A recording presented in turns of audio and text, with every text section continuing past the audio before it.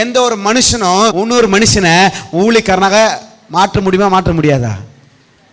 சொல்லுங்க. ஒரு மனுஷன், ஒரு ஊழியக்காரன் இன்னொரு ஊழியக்காரன் மாற்ற முடியுமா, மாற்ற முடியுமா, முடியாதா? முடியாதுன்னு சொல்றேன். ஏன்னா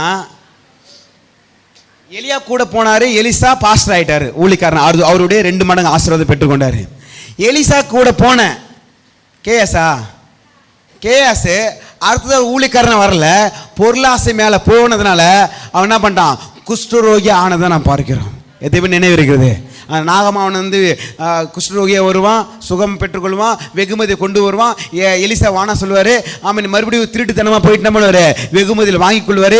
இவர் சொல்லுவார், எலிசா அந்த வெகுமதிகளை வாங்கும்போது என் மனம் உன்னோட கூட பேசவில்லையா, அவனுக்கு இருந்த குஷ்டரோகம் உனக்கும் உன் சந்ததிக்கும் வருவதாக. சந்ததிக்கு வந்துருச்சு பாருங்க.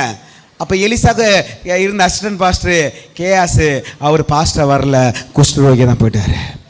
ஒரு மனுஷன் இன்னொரு மனுஷனை ஊழியக்காரனாக உருவாக்க முடியாது.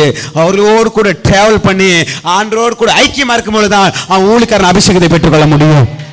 என்னோடு கூட நீங்க கூட வந்து ஆண்டோடு கூட ஐக்கியம் வைக்கும் பொழுதுதான் அங்க ஊழியக்காரன் அபிஷேகத்தை அங்க பெற்றுக்கொள்கிறத பார்க்கிறோம்.